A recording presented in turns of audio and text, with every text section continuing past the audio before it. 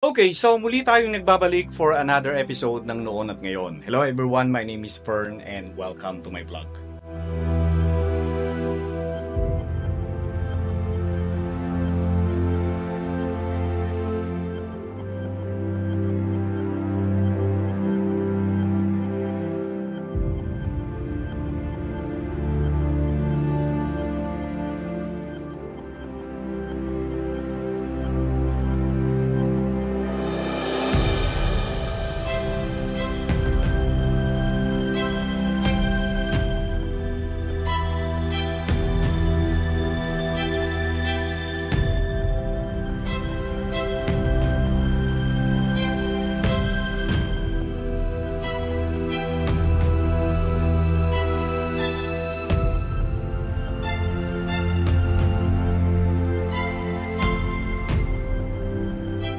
Halika, samahan niyo ko at muli nating pasyalan ang El Deposito sa San Juan. So bali ito yung isa sa mga underground na makikita dito sa Metro Manila. Pero bago yan, panoorin niyo muna ito.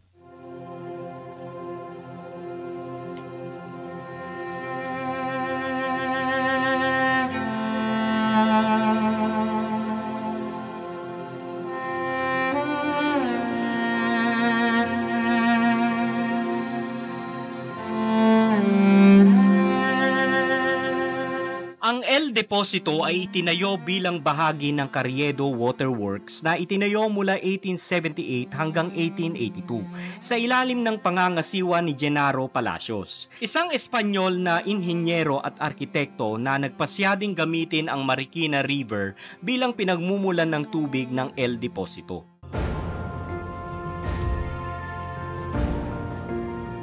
The underground reservoir held military strategic importance. Sa panahon ng Rebolusyong Pilipino, tinangka ng Katipunan na agawin ang El Deposito mula sa mga kolonyal na otoridad ng Espanya laban sa San Juan del Monte noong 1896 at hinawakan ng mga Pilipino during the Philippine-American War. Ginamit ito bilang isang taguan ng mga Amerikano sa panahon ng colonial administration at ng mga puwersa ng Imperial Japanese sa panahon ng kanilang pananakop sa Pilipinas noong ikalawang digmaang pandaigdig. Ginamit din ito bilang pulmonary hospital, partikular sa mga pasyente na may tuberculosis at bilang firing range.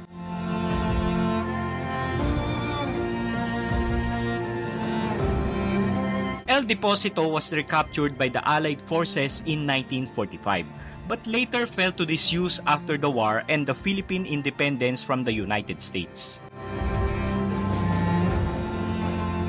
Ang mga pagsisikap na i-rehabilitate ang underground reservoir o imbakan ng tubig ay nagsimula noong 2006 nang magsagawa ang University of the Philippine Archaeological Studies Program ng assessment at paghuhukay sa istruktura.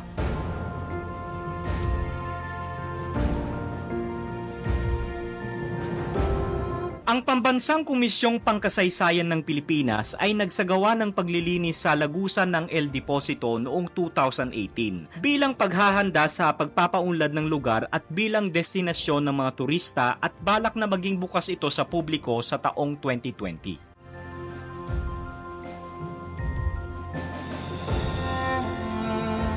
Noong ginagamit pa ang El Deposito bilang imbakan ng supply ng tubig, mayroon itong kapasidad na 56,000 cubic meters, 2 million cubic feet para sa 300,000 na katao. Ginamit din ang ventilation shaft upang mapanatiling sariwa ang tubig at walang contamination.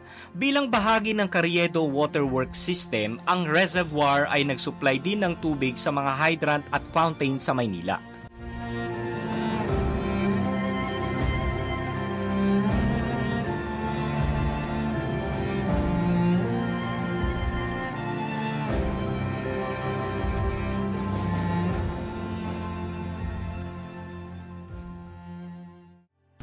Okay mga Chubero, so nandito tayo sa simbahan ng Santuario del Santo Cristo Parish Church. And dito pa rin ito sa San Juan. And then after natin dito, diretso tayo sa El Deposito.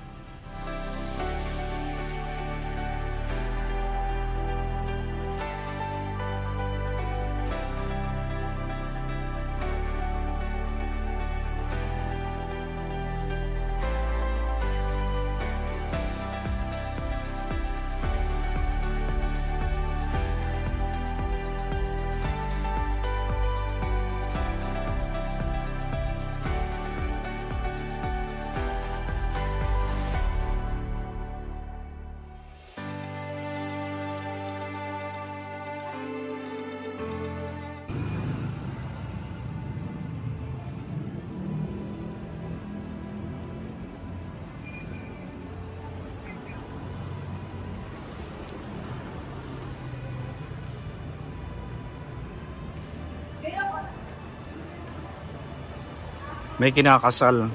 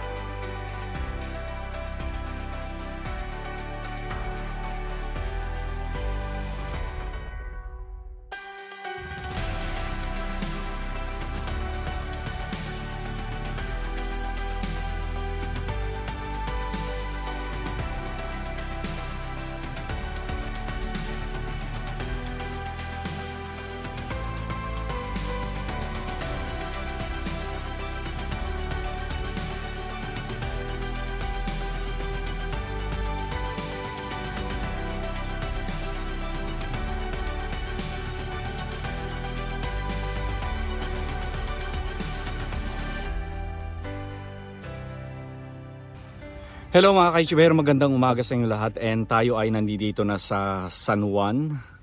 Ayan. So ito yung City of San Juan Government Center, mga ka-YouTuber. Okay, so doon tayo nag-park sa area na yon kasi nandun yung parking. Ayan. So siguro masarap pumunta rito ng gabi. Kaya lang kapag pumunta ka rito ng gabi, sarado na yung museum dito. Ang pwede mo na lang mapasyalan ay itong mismong park. Ayan, so bali cellphone lang muna yung gagamitin natin sa vlog na ito mga ka-YouTuber. Ayan, so dun sa mga nakapanood na ng vlog natin dito noong 2001, ayan, maraming salamat sa inyo, pero kailangan ko lang ulitin dahil marami tayong mga bagong subscriber, mga bagong nanonood na hindi rin sila nakasubscribe sa atin, na hindi pa napanood ang noon at ngayon ng El Deposito. Kaya inuulit natin, ano, ayan.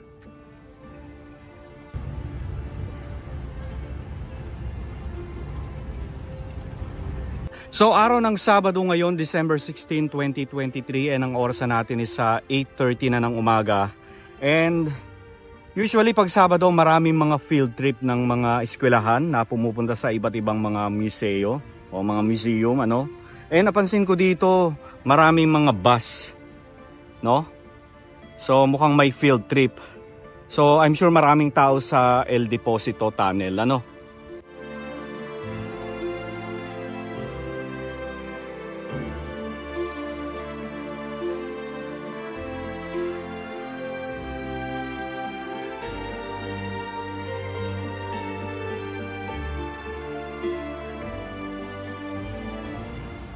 Kaya halika na. Makipagsiksika na tayo dito. Sana allowed pa rin tayo na pumasok. Kahit maraming mga namamasyal dito. Usually kasi 'di ba kapag may museum, meron silang mga guest, special guests. Hindi sila nag-a-allow ng mga walk-in o mga ibang tao sa loob. Pero try natin, ano. Malay mo pwede naman. So eto na siya. Diba? Ang daming mga bus dito. Okay, so eto na yung Museo El Deposito.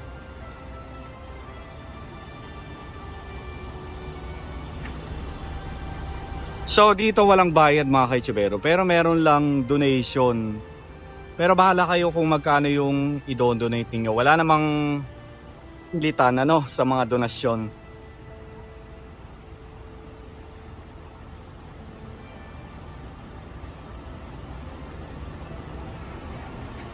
Eh no, entrance is free.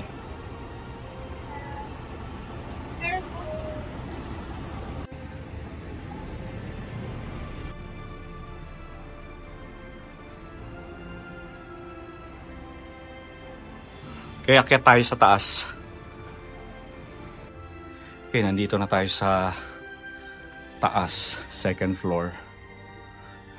So dito makikita natin yung history ng El Deposito, kung paano siya nagsimula, and then mga archives.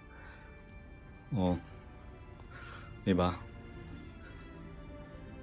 Mga buto ng hayop, animal bones. 'Di ba?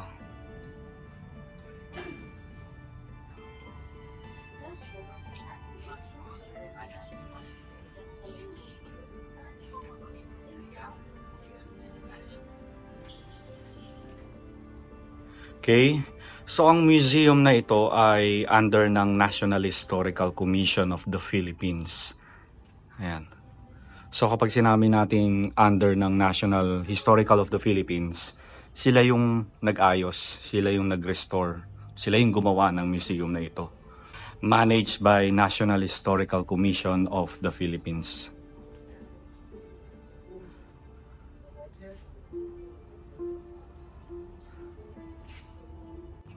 Okay, so nung itinatag o nung itinayo nung inauguration ng Carriedo Fountain, dati siya sa Sampaloc, Manila. And then nung nagkaroon ng development ng mga kalsada, inilipat naman siya sa Quezon City, ano. Kaya yung original na Carriedo Fountain ay nasa Quezon City. Pero makakakita tayo ng Carriedo Fountain sa Santa Cruz, Manila. Yung nasa harapan ng Santa Cruz Church, yun kasi replica na lang, hindi na siya yung original, ano. Ayan.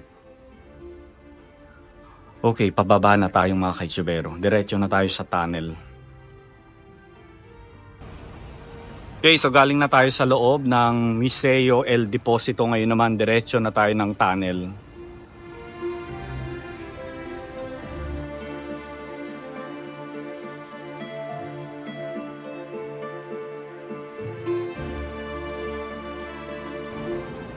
Ayan. So makikita natin dito yung mga under ng National Historical Commission of the Philippines.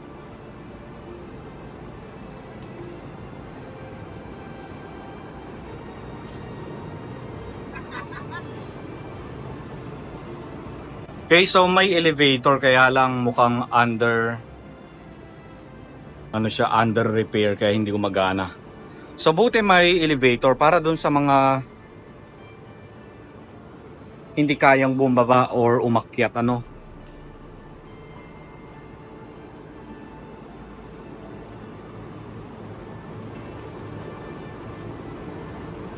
Ayan, so tayo lang yun nandito mga kaitsubero. And syempre nagdala ako ng flashlight para makuhanan natin yung mga madidilim na parte, no?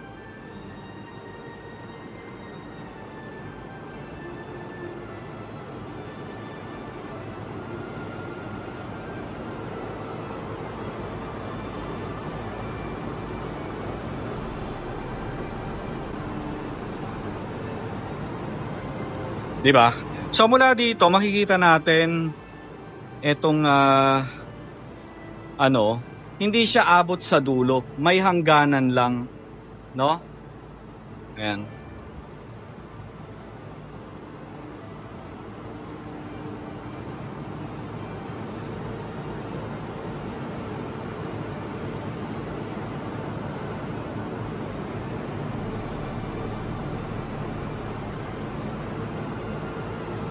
Okay, so dun sa mga pupunta rito at magvi-video kayo, I suggest magdala kayo ng flashlight para mas kita ninyo. Para mas maganda sa sa video pag pinapanood.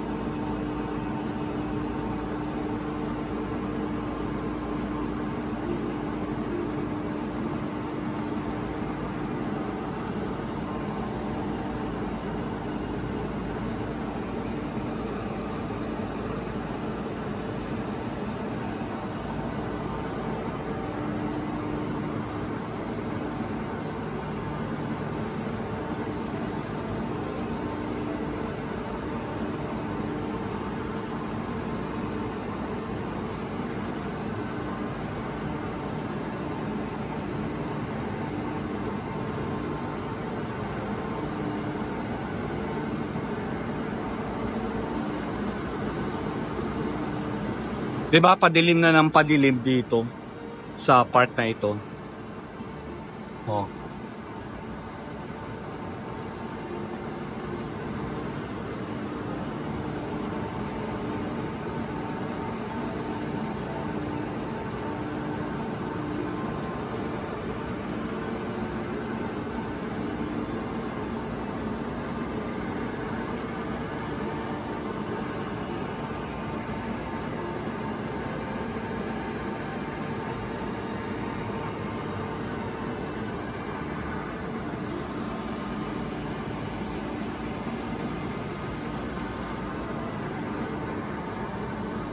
So ito yung hangganan. Hanggang dito lang tayo. Sana idiretso nila no hanggang dun sa may dulo. 'Di ba? Para mas exciting. Ayan. So hindi na natin matanaw yung ibang part. Ayan. Hanggang dito lang ang makikita natin Lumalabas na yung ugat ng puno. Oh.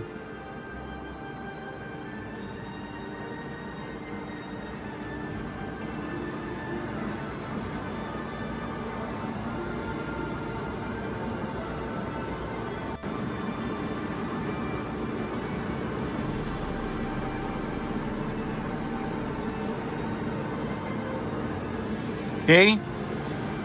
Ayan. So may tubig.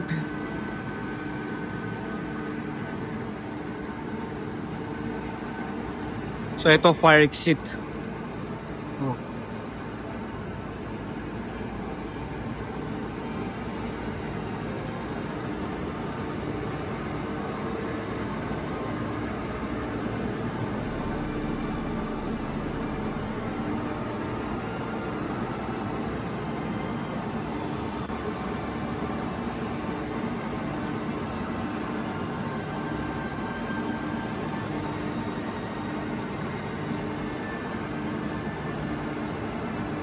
So yung last punta ko dito mga kaisubero, sobrang init.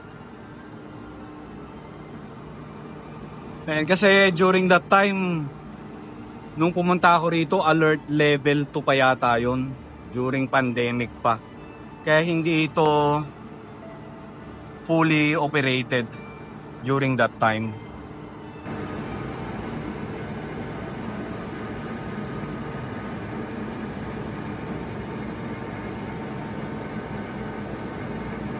So paalis na tayo dito mga kaisubero, and kung tatanungin nyo ako kung mabaho ba dito, kung ikaw yung maselan na tao, I'm sure para sa'yo mabaho.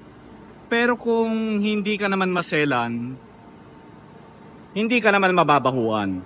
Do mababahuan ka pa rin, pero kumbaga kaya mo namang tiisin. Ako kasi hindi naman ako ganun kaselan. Maselan na hindi. Doon naaamoy ko yung amoy ng tunnel na ito. Amoy kanal talaga. And kasi siyempre may mga tubig Ayan.